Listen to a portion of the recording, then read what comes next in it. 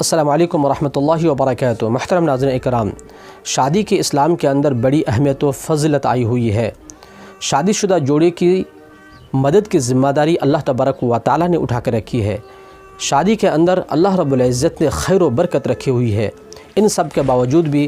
آج ہمارے معاشرے کے اندر دیکھا جاتا ہے کہ بہت سارے لوگ شادی صرف اس ڈر سے نہیں کرتے ہیں کہ وہ اپنے بال بچوں کو کیا کھلائیں گے۔ حالانکہ قرآن کریم کے اندر اللہ رب العزت نے ارشاد فرمایا وَأَنْكِحُوا الْأَيَامَ مِنْكُمْ وَالصَّالِحِينَ مِنْ عِبَادِكُمْ وَإِمَائِكُمْ، کہ تمہارے انڈر میں جو لوگ مرد و عورت ہیں ان کی شادی کرا دو، یہاں تک کہ تمہارے جو نیک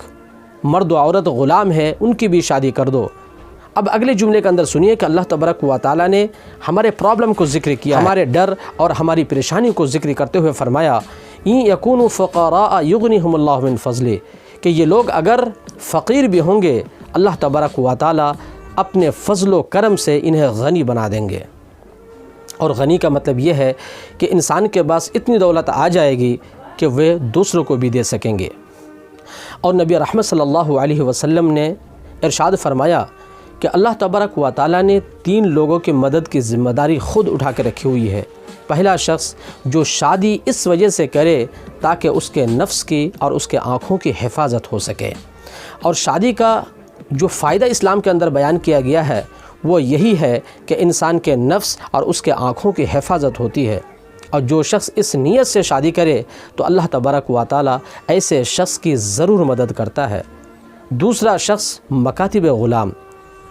یعنی مکاتب غلام اس غلام کو کہتے ہیں جو اپنے مالک سے اس بات پر عہد و پیمان کر لے کہ میں اتنے روپے دے کر کے آپ سے آزادی لے لوں گا، اور پھر وہ کمانے نکلتا ہے تو اللہ تبارک و تعالیٰ ایسے غلام کی ضرور مدد کرتا ہے۔ تیسرا شخص جہاد فی سبیل اللہ، یعنی اللہ تبارک و تعالیٰ کے راستے میں جو جہاد کرے اللہ تبارک و تعالیٰ ایسے شخص کی ضرور مدد کرتا ہے۔ اور ایک بات یاد رہے کہ جہاد کا مطلب صرف یہ نہیں ہے کہ انسان تلوار لے کر کے نکلے اور کفار اور مشرکین سے جنگ کرنا شروع کر دے، بلکہ جہاد کا مین مقصد یہ ہے کہ انسان نیکی کے راستے میں محنت و مشقت کرے اور اس میں آنے والی تمام قسم کی پریشانیوں اور مصیبتوں پر صبر کرے۔